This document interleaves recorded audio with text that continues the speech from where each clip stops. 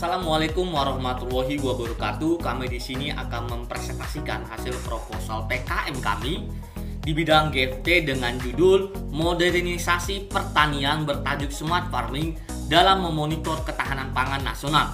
Nah, berbicara tentang Indonesia sendiri, Indonesia dikenal sebagai negara agraris karena memiliki lahan pertanian luas dan sebagian penduduknya berprofesi sebagai petani.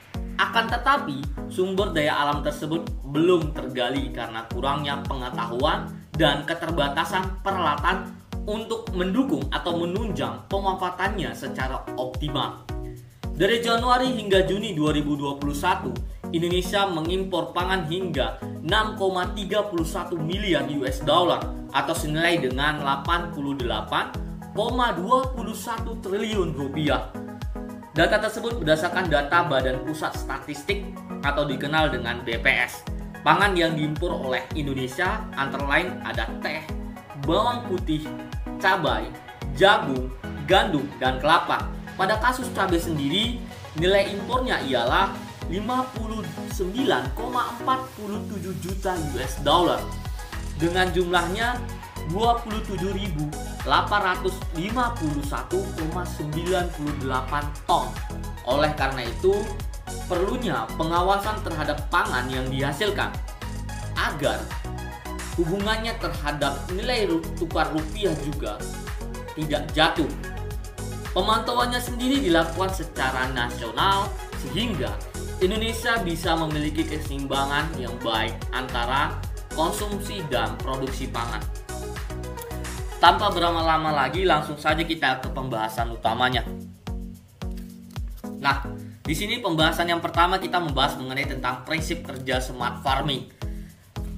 Smart farming atau dikenal dengan pertanian pintar, yaitu penggunaan platform yang dikonektivitaskan dengan perangkat teknologi seperti handphone maupun tablet dalam pengumpulan informasi, misalnya status hara pada tanah, kelembapan udara, maupun kondisi cuaca. Smart farming sendiri juga dapat dideskripsikan sebagai jaringan objek fisik yang tujuannya untuk menghubungkan dan bertukar data dengan perangkat sistem lain melalui internet. Berbicara tentang ketahanan pangan nasional, di sini kita berbicara hanya pada kinerjanya. Sistem ketahanan pangan sendiri terdiri dari 3 subsistem, yaitu ketersediaan pangan, keterjangkauan, dan pemanfaatan. Ada beberapa parameter yang digunakan dalam mengukur kinerja ketahanan pangan, antara lain. Yang pertama, itu namanya mencapai swasembada 5 bahan makanan pokok. Yang kedua, ketersediaannya energi dan protein per kapita. Yang ketiga, persentase penduduk miskin. Yang keempat, konsumsi energi dan protein per kapita. Dan yang terakhir yaitu pencapaian skor pola makan yang diharapkan.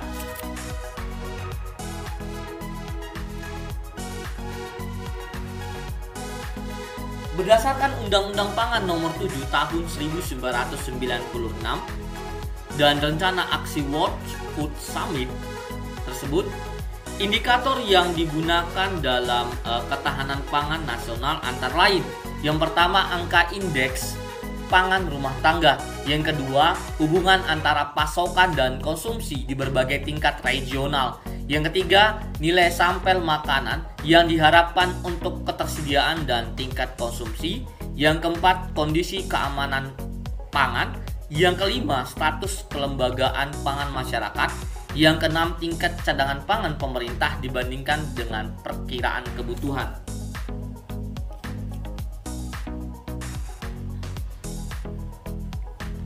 Di sini pembahasan yang selanjutnya mengenai tentang hubungan rumah tangga dengan ketahanan pangan. Sebuah rumah tangga dikatakan rawan pangan jika memiliki persentase pengeluaran makanan yang rendah, atau dengan kata lain kurang dari 60% pengeluaran rumah tangga, dan pengeluaran energi yang cukup, atau dengan kata lain lebih dari 80% kebutuhan energi yang cukup. Rumah tangga kurang pangan adalah rumah tangga yang memiliki proporsi pengeluaran makanan yang tinggi. atau dengan kata lain 60% atau lebih dari pengeluaran rumah tangga, tetapi mengkonsumsi energi yang cukup. Sebaliknya, rumah tangga dengan kekurangan pangan menghabiskan lebih sedikit dan mengkonsumsi lebih sedikit energi, atau dikatakan sebagai kurang dari 80% dari kebutuhan mereka yang cukup. Juga untuk rumah tangga yang tergolong rawan pangan bila pengeluarannya tinggi dan konsumsi energinya rendah.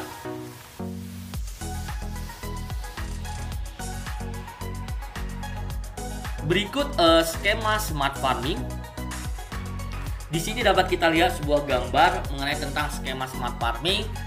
Ini seorang petani yang menggunakan sistem atau konsep smart farming, di mana kita tahu bahwa smart farming itu juga dideskripsikan sebagai jaringan objek yang tujuannya menghubungkan dan bertukar data dengan perangkat sistem lain melalui internet. Bisa dengan kata lain mengendalikan, bisa dengan kata lain melakukan interaksi tanpa secara langsung dan sebagainya. Di sini smart farming dapat mengetahui cuaca bila para petani ingin menanam tanaman, baik itu tanaman basah maupun tanaman kering.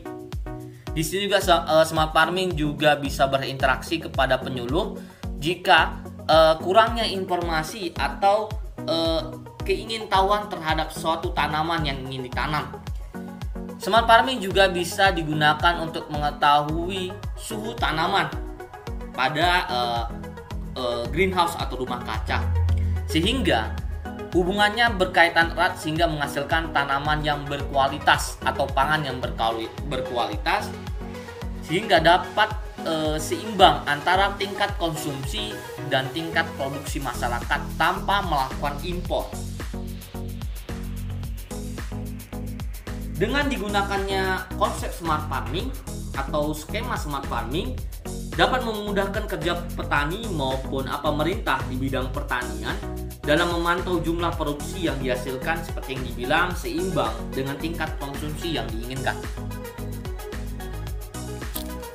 Kesimpulan yang dapat disimpulkan pada gagasan yang kami ini yaitu diharapkan beberapa tahun ke depan para petani sudah mampu dalam penggunaan gadget dengan tujuan mencari informasi terkait pertanian, sehingga menjadi batu loncatan atau awal cikal bakal dalam menerapkan konsep smart farming, sehingga Indonesia mampu secara mandiri dalam memproduksi pangan tanpa mengandalkan impor dari negara tetangga maupun luar. Hal ini dikarenakan Indonesia merupakan negara agraris dengan keunggulan dalam bidang pertanian yang didukung oleh cuaca maupun kondisi geografis tanah itu sendiri. Sehingga dengan kata lain, Indonesia pula dapat berbicara banyak di kancah internasional.